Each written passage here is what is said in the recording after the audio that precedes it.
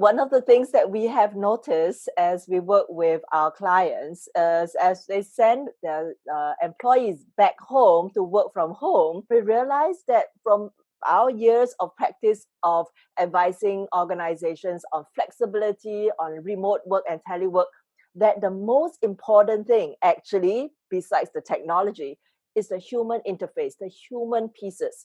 Today, I want to share with you 3 key pieces with regards to the individuals. Yes, there are parts where the managers or the leaders need to take note of.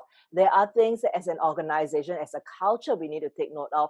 But I think most importantly, and where there is that sphere of control, is that with the individuals. So today, I want to share with you 3 things for you to keep in mind, because working from home is not going to go away. Working from home is an option that's going to stay. And even as we get into the hybrid way of work, there will be working from home as one of the opportunities or availability depending on the role that you undertake. So these are my 3 for you to consider and for you to be productive, for you to not feel the overwhelm. One of the key pieces we thought we would find as people go back and work from home is that they will feel isolated because I don't have my colleagues around me. There's no pantry chats, etc. But the biggest complaint or the biggest issue that we hear is actually, I feel overwhelmed. Why is that so? The office used to be a place where we find to be a safe haven from home. Or for some of us, home used to be the safe haven from work. But now they're all in the same place, work and home in the same place. So they feel overwhelmed as to how do we deal with this? And in particularly, if you are a caregiver, whether you are a working mom or you are you're working from home and you are having caregiving duties. These are the things that I want you to take note of for you to be successful, productive, and energized in spite of working from home. These are the 3 things. Number 1, have a structure, have a routine. Take it as if you are really going to work even though you're working from home. So that means having a set workplace, if you like, having a set start time, having a set routine so that you tell yourself, you tell your brains, you tell others that you are at work. Because now there is no line to say when is work and when it is not. So you need to be able to exhibit that from a physical perspective, whether it's artifacts or it is just timelines, routines, etc., that you set that structure. So number 1, get up and gear up to go to work, whether that's just changing into a talk where you need to take your Zoom calls with, right? That is professional, etc. It sends a signal to yourself and to the people around you that it is work time. The second thing is, in terms of structure, is have a set time in terms of when you're going to do your connection with your team. When will you get on calls with your team? When will you get on your social to check things out? When will you get on emails, etc., so that you do not get overwhelmed, but have a set routine to follow through as if you are in the real workplace, or whether you're back into the office. Whether you had this habit or not before this, it is a good habit for you to cultivate right now. The third thing is for you to ensure that you have block time. Yes, block time to do the real work that is beyond all your Zoom calls. Productive time to be producing what is necessary as an outcome. That's very important. Some of my clients, I work with them, many of them practice done by 1, which means by 1 o'clock, all the key pieces of deliverables are done.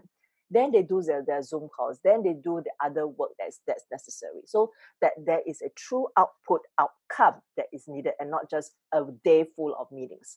Which brings me to the next point. Less Zoom meetings, more productive Zoom meetings. Just because that we are not in the physical space together doesn't mean that we need to be together all the time and being on meetings. What is the meeting for? What's your contribution to the meeting? And what do you want as an outcome of the meeting? So that you are tight with your time spent on Zoom. It is actually very tired when you're on Zoom versus a physical in-person meeting. So one of the key things is Minimize your Zoom meetings so that you can have more productive Zoom meetings. The final piece around structure is schedule in breathers. When you are working in a physical workspace out in your office somewhere, there will be times when you get up, you go to the pantry, get your coffee, etc. So do schedule that specifically, because you can be sitting in your study, you can be sitting in your home office, you can be sitting in your dining table area for the longest time, just taking calls after calls after calls. So make sure you schedule time for you to get up and have some movement, and schedule some breather time. My preference, as I advise my clients, is every 45 minutes or so, get up and have a breather. So that's the first big piece around having a structure through the day, a structured routine through the day. The second thing is to be able to have shared responsibilities. Yes, because the workplace and the home is now all in one when you work from home. Shared responsibility doesn't mean that if you're home, you are the ones who need to make the meals. Doesn't mean that you're home means you can be called upon to go get a bottle of milk or go get something for the family. Shared responsibility, because you need to be able to carve that out. Otherwise, you'll be overwhelmed with things and distractions and not necessary that comes your way. How do you have shared responsibility? Number one, it is okay to ask for help. Asking for help is not a weakness. Asking for help is not a sign of, I can't cope. But asking for help means I'm doing my fair share. Everyone else should too.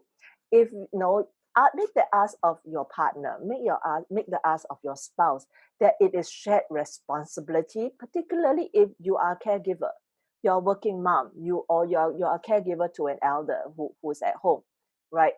Be able to share that responsibility out. So ask for help. It's okay. Ask for help from your spouse and your partner. Share that out.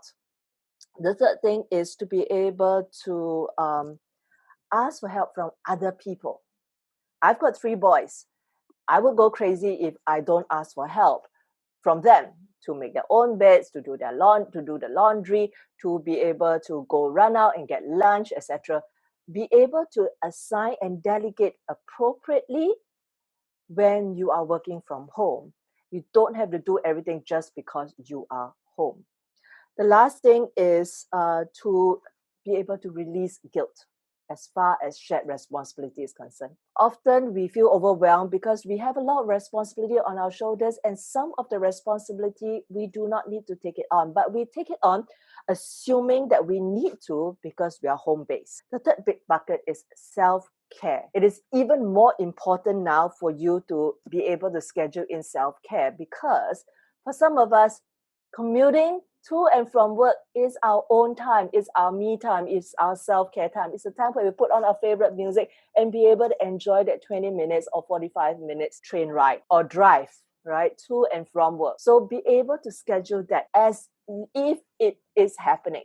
Be able to schedule that for your own self-care. Second thing about self-care is be able to have movement. As I spoke earlier, every 45 minutes or so, get up and have your movement, move around, and be able to reconnect with your body. Because when you're home, you might sit and do your work from the morning till whenever your calls end and not move a single bit, which is not the way that you would have functioned if you were in your office.